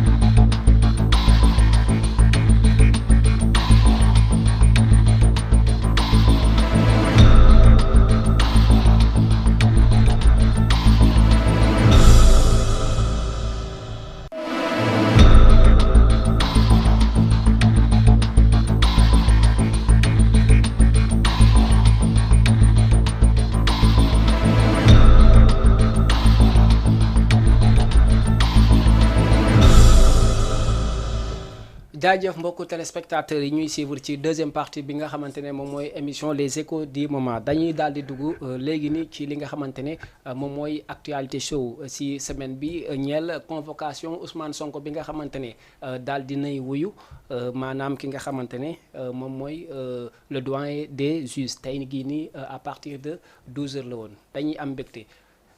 Diallo tey lan mooy sa première analyse ci bi nga xamante ne d'après des discours yoo xamante ne dañ doon yee fitma comme gars yi ni ñu koy waxee wala discours yoo xamante ne da doon radicaliser loo ay jeunes yoo xamante ne dañoo far ci ku politique bi tey bi Sonko génnee démb def un discours d'apaisement wax ne bu ma kenn topp tey ban analyse par rapport les deux discours là nga daal di am. Bon, avant tout, man convocation bi nii biñ ko kii c'est quelque chose de tout à fait normal. Pour ñaari raison. De un, yu bëri jot na fee xew am nañ ci ñàkk bakkan. Seeni bakkan am na ñoo xam ne des blessés ci mbiru lan Sonko Adji Sarr. Donc jot na ñu leeral mbir mi. ñu xam mbir mi kan moo def ak kan moo deful. De deux, ci élection présidentielle lañ jëm. Donc Sonko dafay baax ci moom ñu leeral li mbir mi une bonne fois au moins ñu mu xam fa lay féete ñu clarifier ci cadre discours bi mu tenir démb loolu c'est tout à fait normal parce que jàpp na ne fi mu ne nii mbir mi mbiru politique la politique moo lalu ci suuf te je pense que sénégalais yi boo xoolee Sénégal ak réaction yi li ma jot a gis ci réaction yi ñëpp daanaka loolu lañ jàpp parce que ni ñuy soulever dossiers yi dossier boo xam ne dañu newoon dossier vide la ni ñuy soulever ak ni ñuy kiiwee dañuy jàpp ne politique moo lalu ci biir te comme que politique moo lalu ci biir et que fi mu ne nii ñi muy jàpp moom nguur gi lay jàmmanteel lay comment je dis le mot wolof lay jàkkaarloo quoi nguur gi lay jàkkaarloo voilà c'est tout à fait normal que mu bañ a créer boppam beneen problème c'est-à-dire mu génn population bi topp ko manifestation am leneen am ba yàlla tere am ñeneen ñu ci gaañu wala ñu ci jëlee seen bakkan ñu indil ko loo xam ne te riposte lay doon su boobaa mën nañ ko àtte kereel ko tëj ko te su boobaa loolu nekkul loo xam ne moom moo koy arrangé ci mbiru kii am donc il a eu l'intelligence d'avertir ses partisans mu ne leen moom il va aller se rendre dem ci jàmm après je pense que c'est tout à fait normal. Certains disent que dispositif sécuritaire bi nga xamante ne moom la président Macky Sall teg loolu da di loo xamante ne moo tax mu sookee un discours d'apaisement est-ce que gëm nga loolu. Bon man li ma jàpp tey rek maa ngi ko doon wax tey suba. Je ne vois pas l'intérêt. Nit dem wuyu ji. koo xam ne il a déjà averti ses partisans. que nga jël dispositif sécuritaire bu toll noonu pour accompagner. dégg nga boobu ne ñëwaat ci réponse bi. mooy ma ne ma amul intérêt. Sonko. il a déjà averti ses partisans. pour dem wuyu ji. man je ne vois pas que dem wuyu ji entre jóge Mermoz dem c'est Mermoz non fu mu dëkk. jóge Mermoz dem. voilà cité kër góor gi dem Palais. nga wàccee. police nationale bu toll noonu wala armée bu toll noonu. lu mu estimé ci ay 900 gendarmes. voilà ñu daree ko noonu. lu ci tout au long du chemin. loolu man amul benn intérêt au fait. mais vu li xewoon mars tamit foo koy teg. li xewoon mars maanaam ba indi loo xamante ne jéye la ci réew mi est-ce que tamit parce que dañuy ne magu xamoon naa ko moo gën wax magu waxoon naa ko est-ce que Macky tamit lële dina xew mars tamit mu ñëw di toogaat nii les bras dëkk bi tàkkee ci responsabilité am lay nekk. non je pense que riposte bu amul. riposte bu amul dara du am. mais à tout moment mun na am tamit. bon en grande partie. lu ci bëri ci état bi la. Sonko tey jii nii doole ji mu am Macky Sall moo ko jox. dañu waxante dëgg. parce que munoo yow nit boo xam ne à chaque fois bu ne nga wàccee armée bi yëpp teg. bu dee manifestation. koo xam ne dafa bëgg a def manifestation wala marche. mais jarul ngay wàccee toute une armée pour jéem a canaliser. am na ñoo mën nga ko bàyyi mu dem ñi seen manifestation yi fan la. place de l'Obélisque. dem taxaw foofu noonu wax li ñuy wax ñu dem. mais mën nga assurer benn sécurité boo xam ne barrage loo xam ne. ñenn ñi duñ mën a saccage mais boo ñëwee. nit ñi def dara. yow nga indi toute une armée pour jaamaaloog moom. comme la fois passée ni ñu ko defee woon dem ba ci buntu këram. kal ko foofu noonu indil ko fa ay yu nekk. ok yooyu ça pose problème am na nit yoo xam ne tamit mën nañ ko gis ñoom dañuy fépp. ok voilà mu daal di am solo tey Ndiaye ñu am kontaante ngir laaj la question bi nga xamante ne moo jëm ci kàddu yi nga xamante ne maître Khoureychi Ba ak Bamba Cissé et d'autres avocats yoo xamante ne daal dinañ koy wax récemment nii ci soir bi ñu ne gën nañ am yaakaar ci Ousmane Sonko gëm nañ xam ne dossier bi ci non-lieu lay daal di mujj daal di def conférence de presse benn point de presse ngir wax ko est-ce que loolu tamit ça rassure que dossier bi waxu avocat yooyu tamit lu jara sóor la est-ce que loolu mun na dëggal que ni rien n'était là quoi.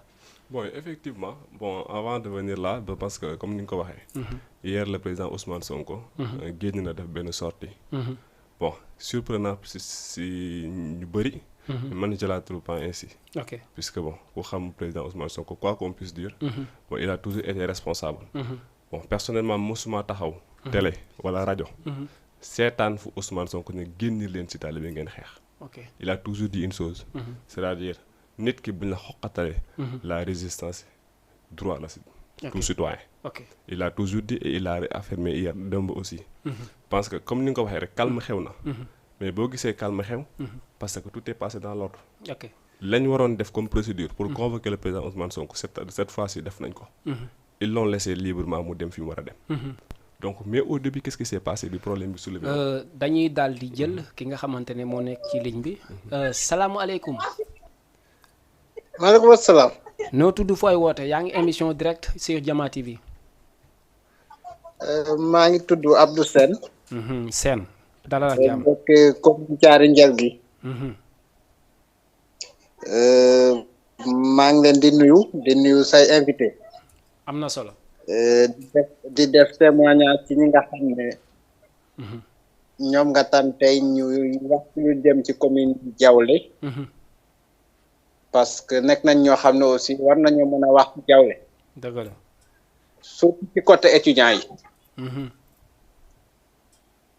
man liggéey na ak ñoom en tant que président de la commission pédagogique amicale départementale u Fatick dëgg la mais aussi en que président commission sociale commune Thiaré Ndial gi donc ñoom lu ñu wax rek ci dépendre intérêt étudiants yi nga xam ne ñoo dëkk commune Diaoulé dëgg la ñoom dañ cee nekk di wut ku leen ci aw di wut ku leen ci dimbali parce que ñoom nag xëy na nit mën na leen xeeb ci ay moyens mais ci compétence ak disponibilité dañ leen cee naw macha allah en tout cas ñu lancé alerte étudiants yëpp a bokk problème mu Diaoulé moo nekk problème mu Thiaré moo nekk problème mu Diakhar et cetera ñu lancé alerte di lancé aussi appel à toutes les autorités ñu appuyer amicale yi nga xam ne ñoo nekk ci commune bi appuyer yi bu ko defee suñu xale yi suñu doom yi suñu rak yi nga xam ne ñoo nekk ci université yi ñu mën leen a protéger parce que protection la nga dem rek am ku la accueillir université protection la on le dit souvent un étudiant en L1 bien intégré réussit à 50% sa première année am na solo donc loolu aussi yaakaar naa boo réussir sa première année rek li ci des bon fi nga ko mën a jaayante ok en tout cas un grand merci à vous aussi parce que lii soxla nañ ko am na solo ñoo bokk foofu ñoo bokk ay Diaoulé bokk Thiaré bokk Patar et consort voilà déjà c'est bien alors déjà c'est bien en tout cas daal ñu ngi lay féliciter on vous remercie di féliciter aussi les invités ci pertinence su réponse yi mais aussi ci degré d'appréciation bi nga xam ne am nañ ko ci débat bi dëgg la en tout cas comme ñi soxla ci ligne bi bari na je ne peux pas monopoliser la parole kontaan nañ Cheikh bu baax a baax en tout cas émission waaw Sène vraiment kontaan nañ ci yow merci beaucoup non ñoo far merci beaucoup merci Sène on est content merci beaucoup ok merci beaucoup Sène depuis Thiaré Ndial gi ñu ngi saluer au passage le maire Badara Ndiaye am na ku nekk ci ligne bi allo salaamaaleykum. salaamaaleykum. ñoo ngi lay nuyu bu baax. waaw ñoo ngi delloo nuyoo bu baax monsieur le journaliste. noo tudd fooy woote ak foo dëkk. man la Pape Pathé Ndiaye ah. Ndiaye ñu ngi lay ziare dala wax jàmm. man la Pape Pathé Ndiaye secrétaire général ARD ah. ok am na solo Ndiaye. maa ngi sant sama ñaari confrères yooyu toog sama ñaari frères yooyu. di rafetlu seen engagement ak seen détermination parce que vraiment ñaar ñu bëgg commune bi lañ quoi. dëgg la.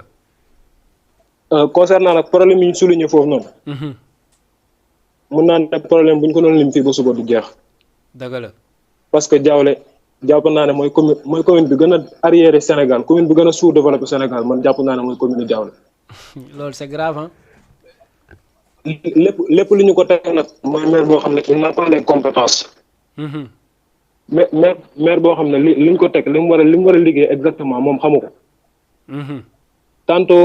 tantôt maa ngi dégg ñu évoqué question sociale.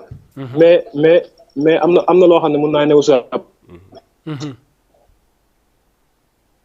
nit mënoo social te yow kër ga nga nekk ginnaaw kër ga am école boo xam ne école boo xam ne classe yi dañoo dispersé wu amul classe amul dara foo tollu mais yow mi ko fal lan moo si sa responsabilité. man fal moom maintenant foofu noonu question fal bi non dama bëggoon souligner problème pare soo ko wax question fal bi quoi. ok ñu ngi lay dégg. parce que fi ngeen waxee ne dafa social foofu laa bëgg a souligner ne social parce que boo socialee dëkk ba nga nekk. war nga am école yi bu ñu amul collecteur war nga jéem a jóg nga damay jéem collecteur école wala dul dara sax nga jéem a def ay démarches pour sa école yi mën a am collecteur. tey jii boo demee Diaoulé école Diaoulé 2 bi fi nekk amul collecteur. nga jël école Diaoulé 1 bi buntu ba fa newoon am na ñoo xam ne jàngee nañ fa CI ba ñu ngi def doctorat te buntu ba fa newoon moo fa nekk ba léegi même tabax yi day daanu dara baaxu ci. te ba léegi moom la ñuy jàngee étudiants yi duñ jot subvention zone bi duñ jot subvention sport dara doxul daaw final tournoi zonal équipe bi ñaari vainqueur yi 75 000 lañ am si final tournoi. loolu est-ce que c'est normal est-ce que ni social na foofu maintenant Diaoulé li ñuy woowee social mooy nga détourner fonds de dotation dem si xew génne fa 10 000 wala génne fa benn 20 000 nga maye ko ñu ne social la man dama jàpp ne nit bu jëlee sa 100 000 francs ñëw may la si 1000 francs foofu social amu ko. ah bon il faut tamit ñuy waxante dëgg bàyyi naafeq bi ak bàyyi raayal quoi man du ma raayal nañu waxante dëgg. ok. on n'a rien contre lui nag mais dëgg bu jotee dañ ko wax maintenant concernant affaire fal bi nga wax. gis nga doomu aadama dafa am ñaari conscience yu am si moom muy conscience naïve ak conscience critique. malheureusement Diaoulé nag conscience critique boobu cette masse bi nga xam ne am nañ conscience critique boobu. ñoom lañ jàppee ñi nga xam ne mooy ñoo xam ne dañoo réew ñi nga xam ne ñooy xeexal amical bi xeexal étudiants yi. ñi nga xam ne am nañ conscience critique. ñooñu lañ jàpp ne dañoo réew. te ñooñ pourtant ñi leen di jàpp ne dañoo réew seen doom yi bu ñu amee problème université ñooñu ñoo koy réglé ñooñu ñëw wutal seen. ok ñu ngi lay sant di la gërëm. am na solo bu baax a baax sa intervention. xam naa yow dinañ la soxla parce que révélateur nga quoi incha allahu rabbi mais kontaan nañ si yow bu baax a baax xaw ma sa yaram fan la tàngee mais incha allah dinañ gën a yaatal si mbir moomu noonu. merci vraiment on est content. mu am solo bu baax a baax xam naa gars yi. ok. jërëjëf. kontaan nañ Ndiaye n'est-ce pas c'est Ndiaye ah Ndiaye kontaan nañ. Pape Pathé Ndiaye oui. ok. étudiant en master philosophie.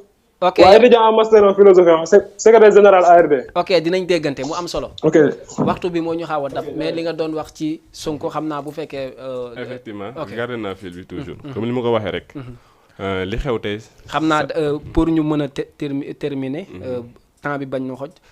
dañuy daal di téewagum appel yi parce que ñëpp bu ñu bëggee woote rek. li ngeen di argumenter day xaw a xoj. effectivement ok am na solo. bon donc tey tout est passé dans l'ordre. Président Ousmane Sonko comme je le rappelle il a toujours tenu un discours responsable. damay dem wuyu ji. woo ma kenn mais buñ ma bëgg xoqatal am naa droit. man ma taxaw ne damay défendre sama bopp. mais lu xewoon si njalbeen bi. mooy dañoo xëy rek accusation am. ok bon l'autre camp tëba tëb rek songu affaire bi. mooma. ok fi ñu waroon passé ak moom. en tant que député. ça a pas été fait. ok ñu xëy bu ko fekk këram. ok pamti yóbbu ko. ok donc loolu soulevé woon benn riposte boo xam ne. jur na lim jur ñi masawoo baax a baax famille ñi nga xam ne éploré. ok maintenant ce qui s'est passé aujourd'hui tey. je pense que am na benn psychose boo xam ne créé nañ ko. muy xëy rek ñun foo tourné si Ndakaaru gis fa ay gendarme gis fa police. si loo xam ne comme kuy préparer guerre. comme il l'a dit. le dossier vide ou pas. comme avocat yi nu ñu ko waxee. mais quoi qu'on puisse dire je pense que c'est une affaire qui devrait être normale. ñu waroon si bañ a dugal connotation politique. juger ko en tant que deux citoyens mais bañ ko juger si en tant que un citoyen boo xam ne am na benn soutien. ak quelqu'un qui aspire devenir président. ok tey benn question de dualité encore pour les dernières questions avant ñuy dem ci loolaa ngir tëj. tey nan ngay gisee tey ban analyse nga am ci tey ñu nekk ci benn procès boo xamante ne c'est des secrets. nga gis Fatoumata Ndiaye Fouta Tampi daal di def benn live ne gars yi sax fuite lañ ko tuddee. ñu daal di wax ne. maanaam Sonko dafa daal di avouer li nga xamante ne mooy rapport bi mu doon bañ ci biir tribunal bi que ne juge doyen bi daf ko daal di won ay vidéo ça existe ou pas ñun seulement on relate seulement les faits. si d'autres camps bi ñu gis ñoom maître Khoureychi Ba ak ñoom Bamba Cissé daal di wax ne kon am nañ confiance ci Sonko bu tey est-ce que rivalité boobu entre homme politique ak avocat génnaguñ sax ci procès bi duggaguñ sax au fond du dossier ñuy wax loolu est-ce que bokkul ci luy yee fitna ci réew mi. bon je pense pas que ça soit une rivalité. parce que qui est Fatou Ndiaye Fouta Tampi. mais aussi moom ku citoyen la. au-delà de femme politique bi mu nekk tamit ay waxam c'est à considérer aussi. bon c'est à considérer pour certains mais man franchement bon. sur ce côté-là j'ai le droit. ma demander qui est Fatou Ndiaye Fouta Tampi. xam nga ko da nga ko bëgg a ignorer mais vous la connaissez vraiment. bon sur ce côté-là li may wax rek. bongo man du dem si xew bu munta amee 200 francs. ok dégguma nga ne. bongo man. du dem si xew bu munta amee 200 francs. ok donc loolu ñi si wax yëpp. parce que am nañ si peut-être benn intérêt boo xam ne. moom lañ ci gis. ou bien am na loo xam ne ñoo ngi koy xaar. mu jógee beneen côté ñëw si ñoom. ce qui montre encore une fois.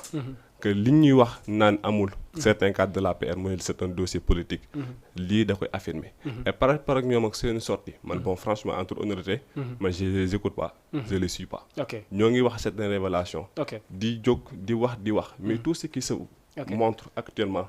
ça donne raison à Ousmane Sonko. qui se dit il est lésé à chaque fois. tey yow Diallo ban analyse nga am ci que ne à tout moment procès bi amee Macky Sall day fàq day laali maragadoom rek daw loolu à tout moment coïncidence la wala da nga gis ne day def benn recul politique. bon peut-être mën na doon coïncidence. mën na doon recul politique parce que yàlla rek a xam. yàlla rek a xam moom il connaît les raisons qui lui poussent à voyager. tamit bu dee des raisons yoo xam bu dee en tout cas man li ma mën a jàpp. mooy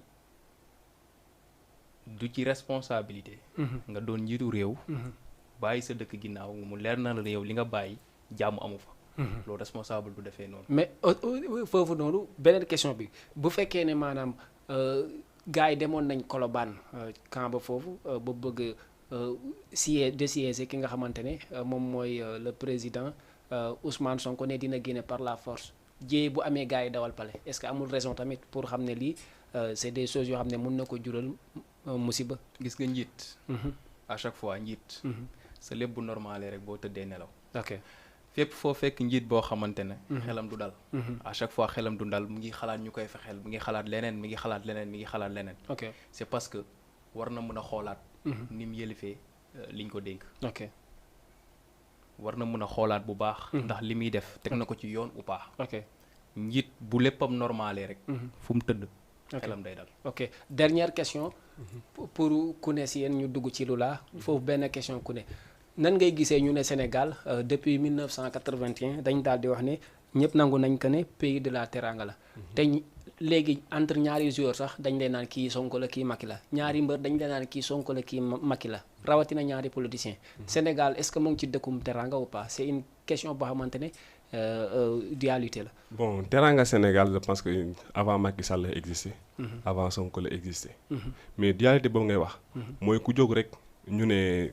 soit mbër nga kii mooy mbëru Ousmane Sonko kii mooy mbëru Macky Sall ba mu am ci benn avantage c'est ce qui est anormal dans un pays de droit tous les citoyens doivent avoir les mêmes droits nga far ci président Macky Sall ou bien nga far ci président Ousmane Sonko warta tax kii ñu favoriser ko kii ñu léser ko mais luñ gis peut-être si tu es de l'autre camp pour nga amati jàmm bu nekkee mbër ou bien beneen di yëngatu si beneen domaine pour nga am jàmm si réew mi exercer ça li nga war a exercer normalement doo ko am ce qui est anormal Macky Sall c'est pas le président des apéristes c'est pas le président de waa Benno Bokk Yaakaar Macky Sall c'est la population sénégalaise qui l'a élu il doit être le président de tout un chacun am na solo. bon comme man li ma loolu.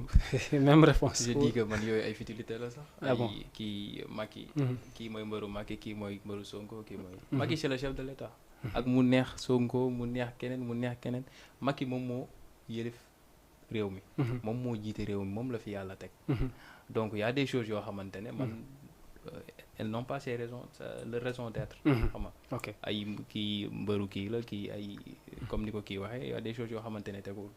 voilà dañuy dem ci question internationale yi nga xamante ne diggante Bolsonaro ak Lula présidentielle bi nga xamante ne kii nekkoon na président muy Lula ñëwaat ci pouvoir bi ki nga xamante ne moom le président sortant Bolsonaro moom gars yi daal dinañ ko daal. wër nañ ko ndomb ba daan ko mais teewul ay militants nit ki démb dañ doon manifester est-ce que regard bi nit ñi am ci maanaam Afrique que ne fii la ay coup d'état gën a bëree fii la ñoo fekk président jeexalagul armée bi ñëw jël pouvoir bi tey bu ñu demee ba des pays yoo xamante ne c'est des grandes démocraties di doxalee nii tey loolu ban njàngat est-ce que nekkuñu dans des continents égaux actuellement. bon dans des continents égaux je pense pas que mu doon li am. parce que Afrique aussi toute chose rek a des causes. li fi xew peut-être mënuñ si avancer si lépp. mais xam nañu baax li ko waral. mais li may wax rek que ça soit en Afrique. que ça soit partout dans le monde. il y aura toujours des gens yoo xam ne. li nga xam ne du yoon boo leen ko bëggee teg dinañ riposter wu. et des clans fu mu munti am si monde bi je pense que mun na am. bon bien vrai que y a des manifestations yoo xam ne am na fa. côté parti bi ak parti bële. mais aussi une chose à saluer. muy ki nga xam ne gagné nañ ko. quoi qu'on puisse dire. jóg na taxaw. ne man je félicite le président élu. et il n'est pas le président de son parti. mais il est le président de tous les Brésilien. et pare na pour jàppale ko ci. démb Aïda Ndiongue mu ngi jël l'exemple de Lula ne demoon na ñëwaat na est-ce que il n'est pas du tout temps pour Macky Sall daal di roy ci Lula moom nga xamante ne woon na président mais ñu gagné ko mu génnaat ñëwaat est-ce que du référence pour Macky Sall mu jéem a basé wu noonu. je pense que du question Macky Sall lu ko neex ak naka lu ko ñàkk a neex. c'est une chose boo xam ne lu war la. constitution. mayu ko à ce que moom bu bëgg a enchaîner.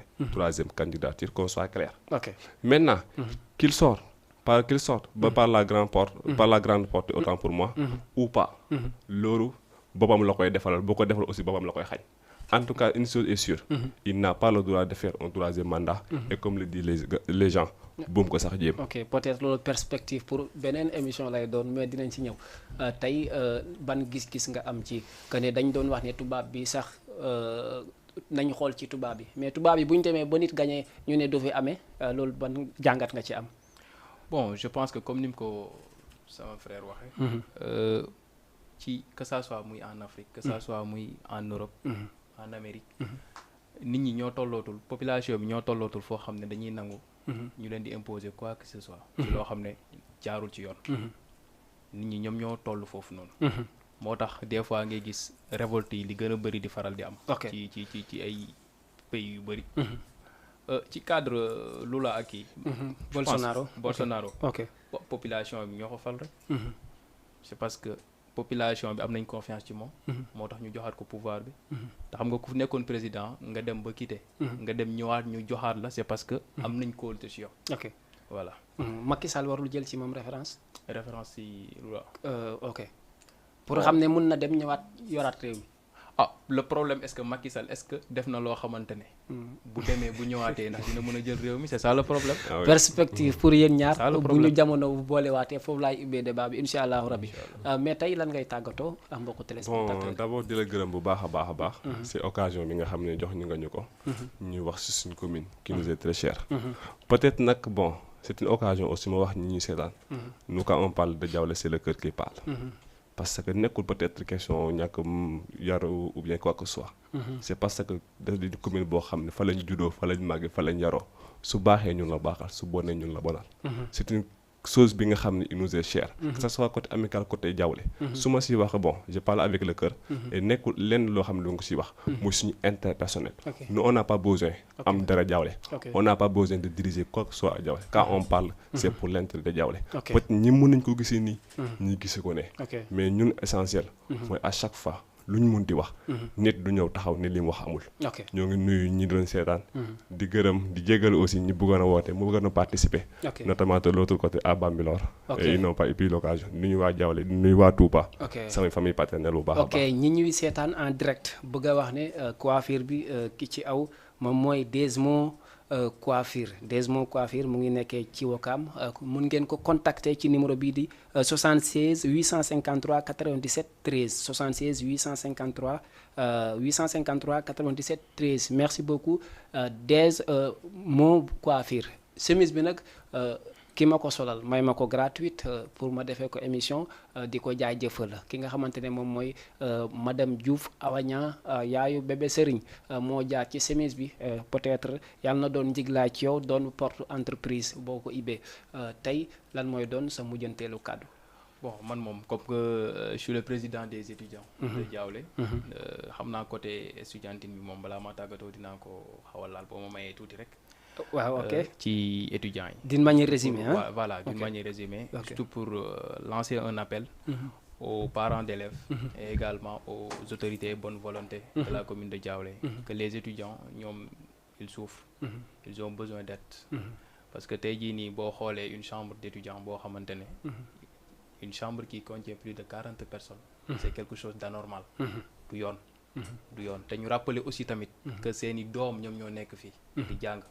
di daj bépp métit boo pour mun a wuññeeku en retour jàppale leen suqali seen gox donc day gën a baax aussi tamit ñu leen di gëstu comme ni ko daam waxee sànq rek si concernant lépp lu ñu ci wax ci mairie de Diaoulé ainsi de suite bon ñun amuñ intérêt di noonu quoi que qui que ce soit effectivement problème bi mooy Diaoulé ñun ñëpp ñoo ko bokk que da di yoon muy que ça soit muy njiit bi que ça soit muy koo xam ne résident la rek bu amee loo xamante ne day jëmale dëkk bi ci kanam mu partagé ko bu gisee loo xamante ne tamit day delloo dëkk bi ci ginnaaw mu def ci jéego mu wax ci ba loolu du mën a gi loolu rek moo ñu dëgg di jaajëfal di la jaajëfal chef pour émission bi nii di remercier également sama membre du bureau de l'ARD di ko dalee ci Pape ki woote sànq le secrétaire c'est quelqu'un de dynamique Pape Ndiaye président commission sociale président commission pédagogique yi nga xamante ne def nañ travail bu am solo ci